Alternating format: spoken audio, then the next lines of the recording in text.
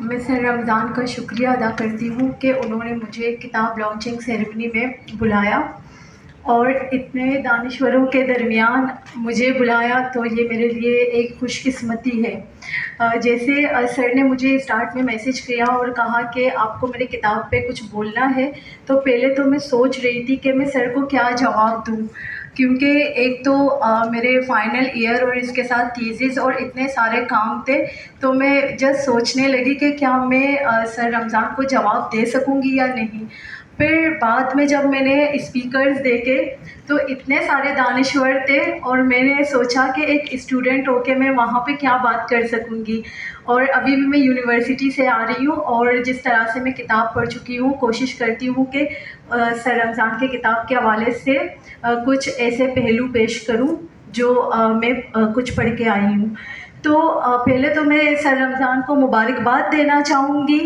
کیونکہ مجھے لگتا ہے کہ جیسے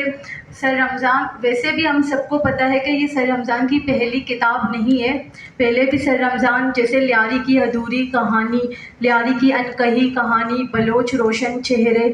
اور گوادر ڈوبتے ابھرتے سورج کی کہانی، اور آج ہمارے ہاتھ میں یہ ایک لاپتہ شہر کا سراغ، تو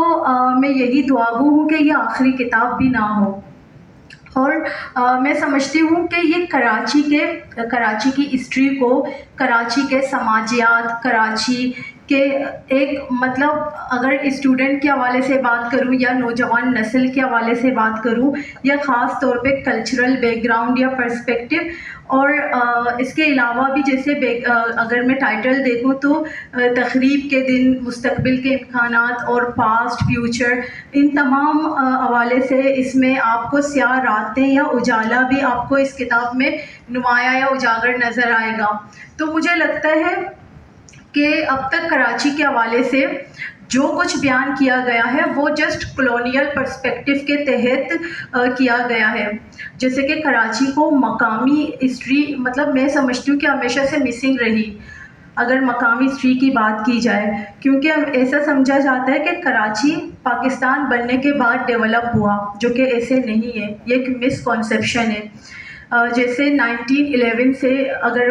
بات کی جائے، 1911 اور 1921 اس دوران کی بات میں، جیسے ارچند رائے ویشن داس نے اپنی میئرشپ میں بھی کراچی کو روشنیوں کا شہر بنا دیا گیا تھا، تو اس کا یہی مطلب ہے کہ یہ کراچی آج نہیں بلکہ پاکستان بننے سے پہلے بھی ہے یہ کراچی۔ اور آج جیسے سر رمضان ہو، گل حسن کلمتی ہو، یا یاسمین لاری، عارف حسن، اور بہت سے ایسے نام ہیں، عثمان دموی، جیسے ان شخصیات کی کاوشوں کی وجہ سے آج ہمارے پاس کراچی کی مقامی ہسٹری بھی موجود ہے، تو اس حوالے سے بھی میں مبارکباد کہوں گی۔ جیسے کتاب میں پڑھ رہی تھی تو اس میں بہت کچھ ایسے بھی ہے، جیسے ضیاء دور کی فوجی آمریت، اور اس میں ایسی بھی چیزیں ہیں جیسے امن کی جستجو، تو میں سمجھتی ہوں کہ اگر اس کتاب میں ضیاء دور کی سیاہ راتیں بھی ہیں، تو اسی کتاب میں اگر جبر کی کہانی بھی ہے، یا اس کتاب میں امن کی جستجو اور نئے دور کا اجالا بھی ہے، آپ کو اسی کتاب میں ملے گا۔ لیکن جیسے کہ ہمیں پتہ ہے کہ رمضان بلوچ صاحب نے اپنی کتاب میں ضیاء دور کا بھی تذکرہ کیا ہے، لیکن میں کچھ پہلو کہنا چاہوں گی جو کہ ماضی کے رہے، اور میں امید کرتی ہوں کہ آگے ان پہلو پہ بھی قلم بند ہو، اور رائٹرز خاص طور پہ میں سر رمضان سے ہی کہوں گی، کیونکہ وہ کراچی اور لیاری پہ بہت اچھے سے لکھتے ہیں، تو وہ آگے ان چیزوں پہ بھی لکھیں۔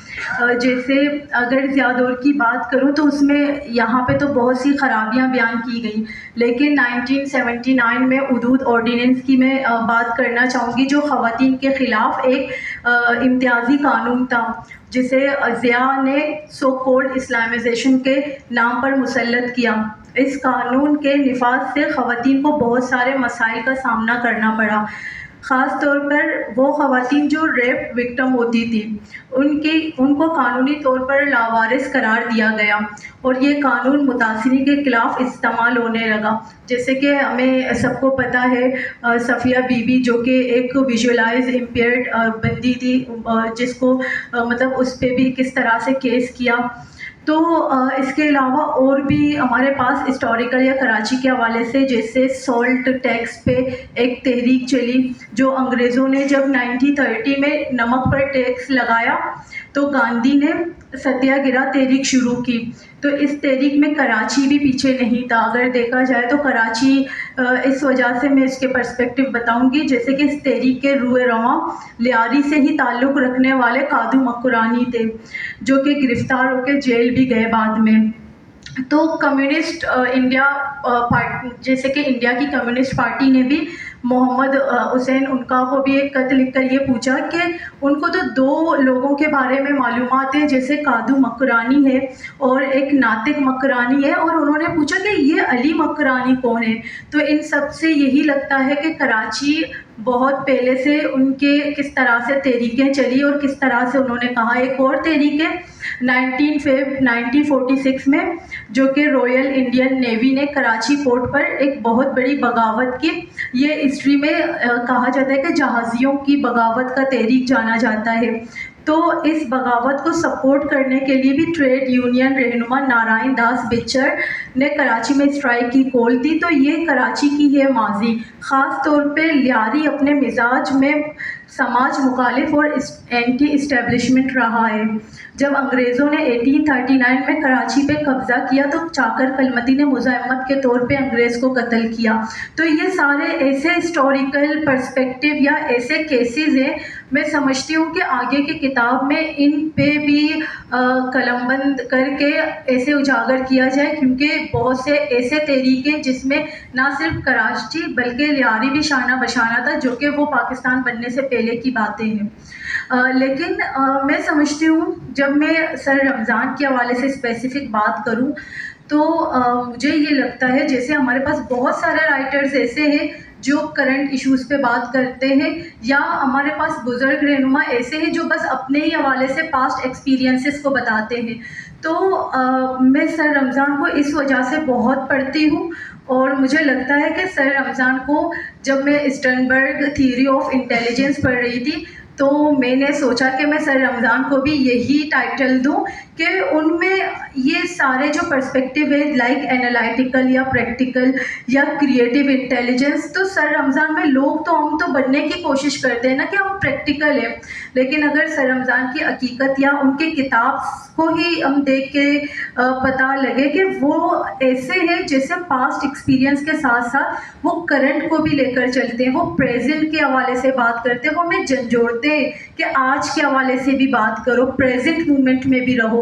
وہ ہمیں یہ کہتے ہیں کہ مستقبل، آپ مستقبل کہاں تک جا سکتے ہو اور مستقبل کیا ہے. جیسے یاری کی کہانی جب میں یہاں پہ پڑھ رہی تھی تو بہت سے ایسے یاری کے نوجوانوں کی باتیں تھیں، تو اس سے یہی ظاہر ہوتا ہے کہ سر رمضان نہ صرف پاسٹ پہ اسٹک رہے بلکہ وہ ہم نوجوان نسلوں کو آگے